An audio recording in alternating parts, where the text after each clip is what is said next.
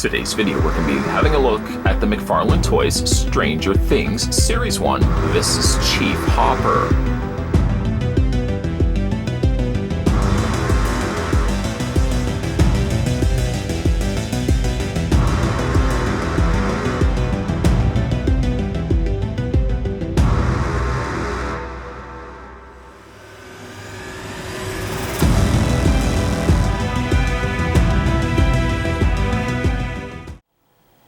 You know, before we have a look at the figure, let's figure out how tall he is. For that, the tape measure is telling us that he's roughly 7.5 inches in height.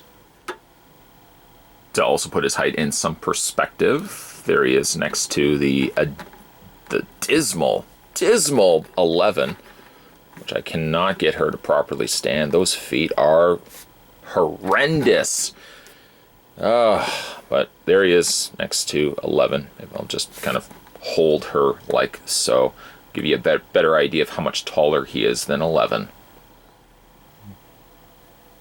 Unlike Elle, where she does need a display stand, luckily Hopper doesn't, but if you want to display him still nonetheless, McFarlane Toys includes the same display stand as what we got with 11, just a slightly translucent clear stand with a singular peg. And Sheriff Hopper, Chief Hopper, has a peg hole on the underside of his foot, so just simply attaches. I do find like these pegs don't attach the easiest. You really have to put a lot of pressure on them, and ultimately when you do put Hopper on the stand, I find like his one foot levitates over the stand. It doesn't quite give you a proper footing. I feel like I can't even angle the feet down for him to properly touch like that. He does also come with a couple of other accessories. We'll just put the stand right over there. We'll put Hopper back there so you guys can see him. He does come with his coffee mug, although there's nothing on the coffee mug. It's just a solid white coffee mug. I'm trying to remember, I think it actually says mornings are for coffee and contemplation. Sadly, that not be the case on this mug. It's just plain white. I guess I don't expect them to put anything on the mugs. The mug can fit in either of his hand, although the hand on this side fits it better. In fact, the four fingers on Hopper's hand fit perfectly around the handle of the mug, just like so.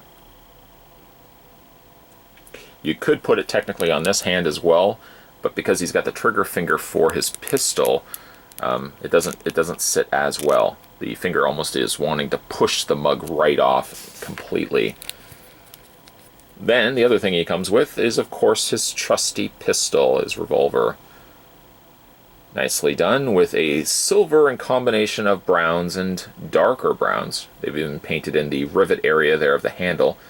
Now that fits perfectly in his hand, although again, it's not going to fit well in the other hand. I don't like the articulation on these figures. I find they're so problematic. To bend the elbow, oh, it's just such a nightmare. There's very little give to these. Speaking of give, you may have to pull and pry the fingers apart from the hand portion. As I said earlier, he does fit the pistol, the revolver, but you do have to kind of get his... Let me just show you what's happening here. So he does fit it over his handle, the handle that I should say, but because the trigger is so far into the middle area of the gun, it's hard to actually get his pointer finger into that slot, because it doesn't give, as you can see there, it doesn't give enough clearance. You just kind of have to wedge them in there, and at least he holds it. Like I said, he holds it well, but it takes a little bit to get it in there.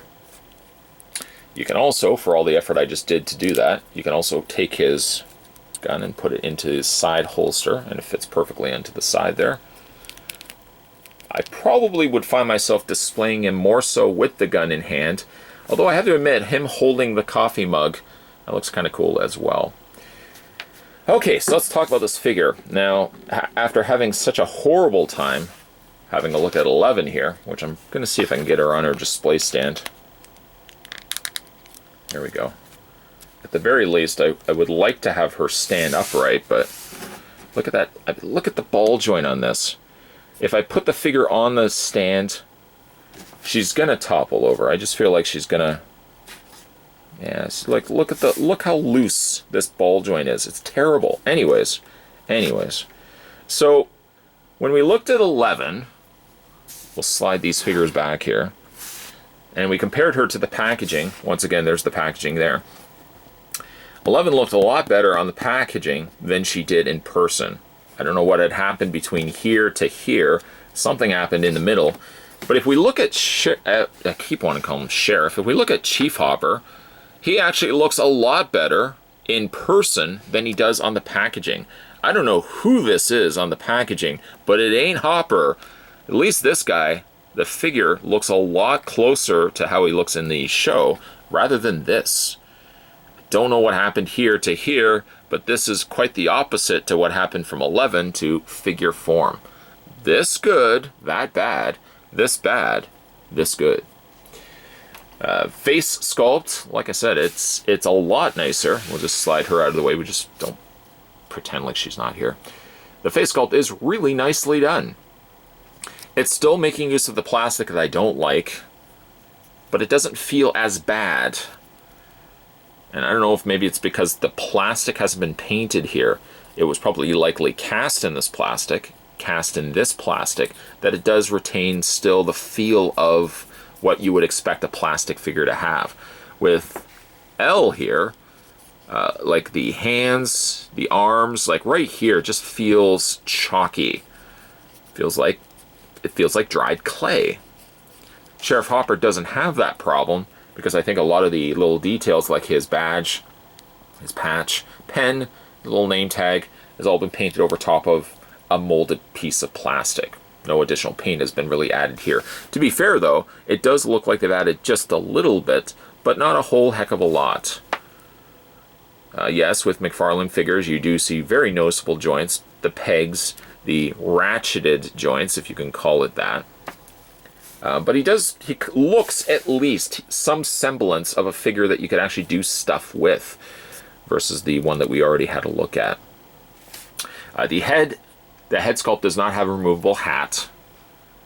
I think at one point they had planned 2 heads where you could replace the head out for a non-hat wearing Hopper. A lot of H's there. But I'm perfectly fine just displaying a Hopper with a hat. Fancy that. Detailing though on his face, very nicely done, like I said. Even the details of having his name badge, it's showing Hopper. You've got the Hawkins Police Chief. 180. I mean, the fact that you can see that, I mean, they spent at least some time putting that in there, especially like the patch on the side. So everything is really nicely done here. Sculpt on the fabric looks good. Sculpting on the legs, be it for the fact, of course, you can see the big noticeable pegs on the front where the legs split. At the very least, he does again look like a good figure. Posability on Hopper is head rotates. I mean, you could do this all the way around. I don't know why you would need to rotate the head all the way around, but just to show you. By the way, his hat also is a soft plastic, so if you are wondering the resiliency, I suppose, or the density of the plastic used for his hat, the answer is it's a much more pliable plastic. The shoulders hinge outward, but I find this particular figure is really stiff. They rotate all the way around, but they do start fighting with the top area of his shoulders here. He does have a bend at the elbow. The hands, oh boy, the hands keep popping off here. And look, I want to just draw your attention to this because while this is a good figure, there are still very noticeable shortcomings. One of which being, look at the size of this peg. Look how small this is. So, mindful that you don't accidentally break that after I've now just finished saying that. Hands rotate all the way around. They don't technically have interchangeable hands, so these are the hands that you're going to be stuck with. No waist swivel, which I again thought he was going to have waist articulation. Legs split out. The holster luckily does stay out of the way if you want to. I don't know why you would want to display him doing this, but if you wanted to, you can. The legs do swing forward, but I think they swing forward. There looks like there's a hinge there. See how the hinge is cut at the top there? It looks like it should swivel a little bit forward and back, but I'm not going to risk that, so I'm probably just going to leave that be. Does have a bend at the knee.